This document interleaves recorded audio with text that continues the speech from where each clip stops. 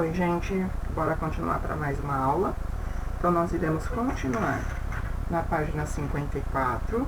O positivo on está devagar e sempre. Então, eu vou lendo para vocês aqui o texto urgente. Olha lá. Uma gota de orvalho caiu hoje às 8 do dedo anular direito do Cristo Redentor no Rio de Janeiro. Seus restos não foram encontrados. A polícia não acredita em acidentes. Suspeito, o vento.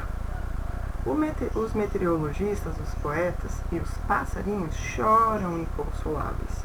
Testemunha presenciou a queda. Horrível. Ela se evaporou na metade do caminho. Olha lá. Então observem a imagem, ó. Veja se ele tem dedo, uma gota de orvalho. Seria o quê? Uma gota como se fosse um óleo. Será que causaria todo esse desespero aí? Texto 2. Cristo Redentor recebe iluminação especial para mobilizar cariocas sobre acidentes de trânsito. Então ele diz assim: nesta terça-feira, 2 de maio, o monumento ao Cristo Redentor será iluminado de amarelo das 19 às 20 horas, para chamar a atenção da população sobre os altos índices de acidentes de trânsito. A iluminação faz parte do movimento Maio Amarelo, que visa conscientizar toda a sociedade sobre o aumento do número de acidentes provocados por veículos automotores. A iniciativa é do Detran do Rio de Janeiro, com o apoio da Arquidiocese do Rio de Janeiro, que seria o que? A igreja. Sobre positivo, vamos lá. Sobre o movimento Maio Amarelo. O movimento Maio Amarelo nasce com uma só proposta: chamar a atenção da sociedade para o alto índice de mortes e feridos no trânsito em todo o mundo. O objetivo do movimento é uma ação coordenada entre o poder público e a sociedade civil. A intenção é evidenciar o tema segurança viária e mobilizar toda a sociedade, envolvendo os mais diversos segmentos, órgãos de governos, empresas, entidades de classe, associações federais e sociedade civil organizada para fugindo das falácias cotidianas e costumeiras. Efetivamente discutir o tema e engajar-se em ações e propagar o conhecimento, abordando toda a amplitude que a questão do trânsito exige, as quais diferentes esferas. Aqui embaixo eu tenho mais um trechinho. Vamos lá para a página 56. Ó, eu tenho a questão 4. O poema urgente, que é aquele primeiro menorzinho, mais fininho. O poema urgente e a notícia sobre o monumento ao Cristo Redentor, que é os dois textos, eles têm aspectos em comum. Quais os aspectos que você percebeu? O que eles têm em comum? Você vai colocar aqui. A 5. Releia os textos e relacione-os às características das linguagens a seguir. Então, eu tenho o texto 1 e texto 2. E algumas frases. Você vai me dizer se refere-se ao texto 1 ou se é ao 2. Enquanto ele pensa aqui, ó, eu vou lendo para vocês. 3.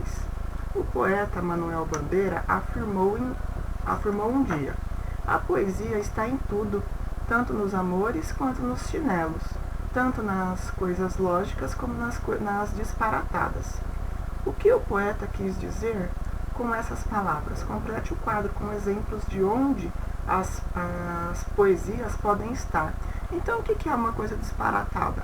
Uma coisa que não tem muito sentido, muito nexo. O que aconteceu lá nos textos?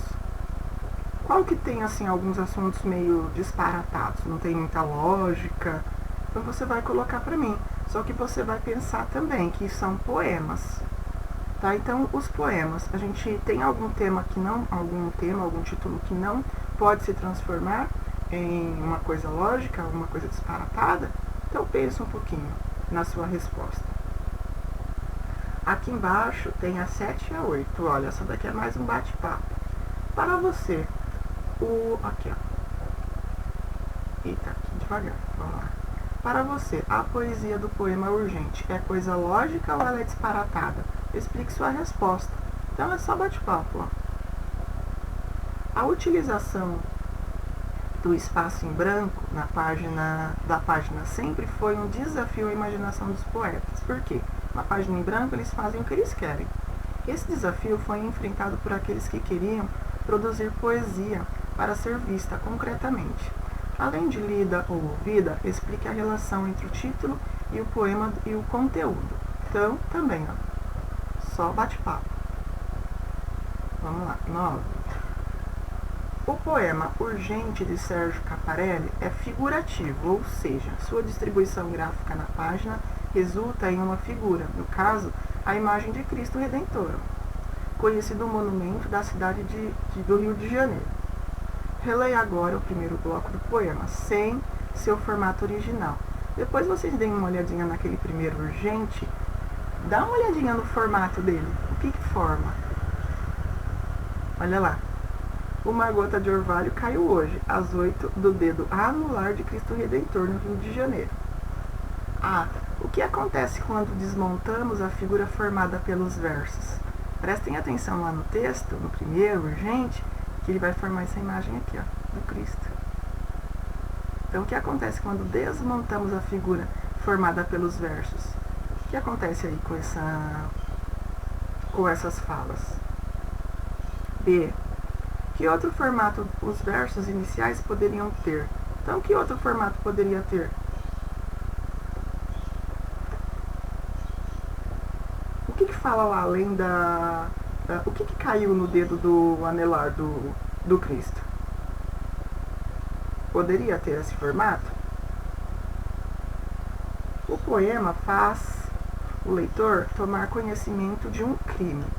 Que reação esse poema despertou em você, leitor, com a notícia desse crime? E aí, você lembra que tem um suspeito lá? Dá para prender esse suspeito? Você vai falar um pouquinho aqui. 11. O poema Urgente lembra uma notícia policial.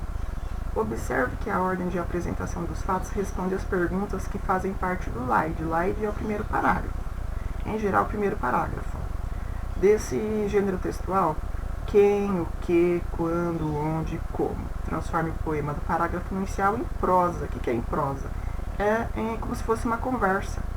Então, em prosa de uma notícia, uma conversa. Qual que foi o passo a passo lá? Depois compare sua produção à de um colega. Poxa, isso aqui seria se fôssemos em sala. Olha lá, explicando aqui, ó. O texto em prosa é estruturado, dividido em parágrafos. Olha lá, em prosa. Já o poema, em geral, é composto de versos que, agrupados, formam as estrofes. Quando se trata de poesia visual, o texto poético pode não apresentar versos, como é o caso do poema Passa Passarinho. Lembra das palavras soltas? Então, o texto em prosa ele é estruturado, dividido em parágrafos. Seria o quê? Como se fosse conversa, uma fala. Então, você vai colocar passo a passo aqui do que aconteceu daquele poema. Ok? Então, por enquanto, deixa eu ver. Até aqui, a gente continua no próximo vídeo, tá bom? Na próxima aula. Tchau, gente. Fiquem com Deus. Até a próxima. Vamos lá, que agora eu preciso sair daqui.